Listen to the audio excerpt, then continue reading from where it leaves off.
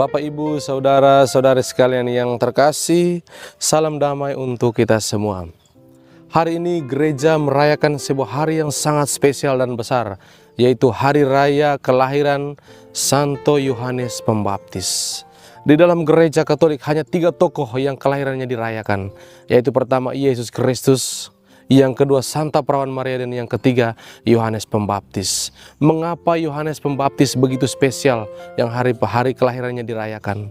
Karena dia adalah sang bintang fajar, bintang kejora, yang menandakan ketika bintang itu muncul, kegelapan akan selesai dan hari baru akan segera datang.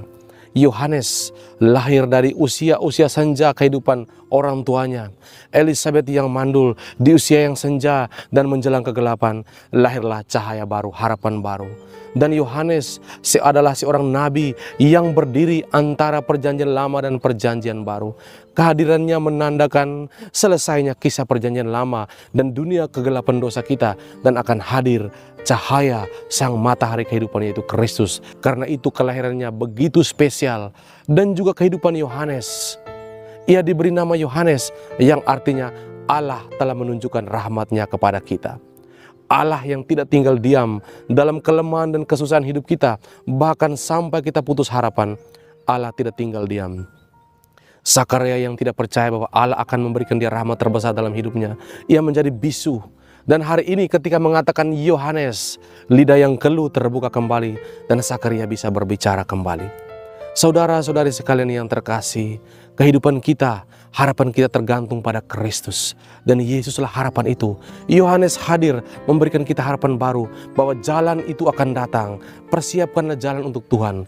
Yohaneslah suara yang mempersiapkan kita untuk menanti kedatangan Kristus. Dan dalam kehidupannya juga Yohanes senantiasa menunjukkan kita kepada Kristus. Lihatlah anak domba Allah. Dialah yang kukatakan, dia sudah hadir sebelum saya. Dan Yohaneslah yang menunjukkan kepada kita untuk mengikuti Kristus, bukan mengikuti dia. Kehidupan kita juga hendaknya seperti Yohanes, mengatakan dan mengundang orang bukan untuk mengikuti kita, tetapi biarlah Kristus yang menjadi lebih terkenal, lebih besar dalam kehidupan kita. Sebagai orang-orang yang terbaptis, kita dipanggil untuk menunjukkan Kristus kepada dunia, bukan menunjukkan diri kita sendiri. Sebab hanya Kristuslah yang mampu memberikan keselamatan.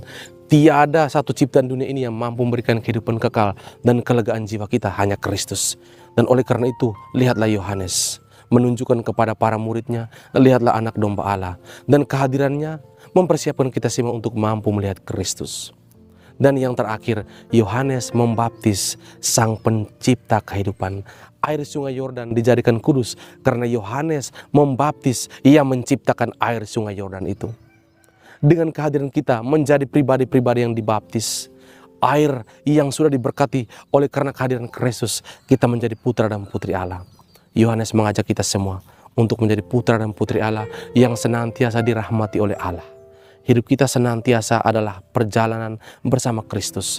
Dan ketika engkau berjalan bersama Kristus, hidupmu hanya akan menikmati rahmat demi rahmat dalam keseharian hidupmu.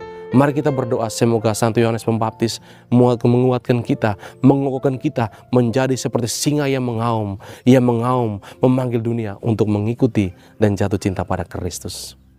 Semoga Tuhan memberkati kita semua.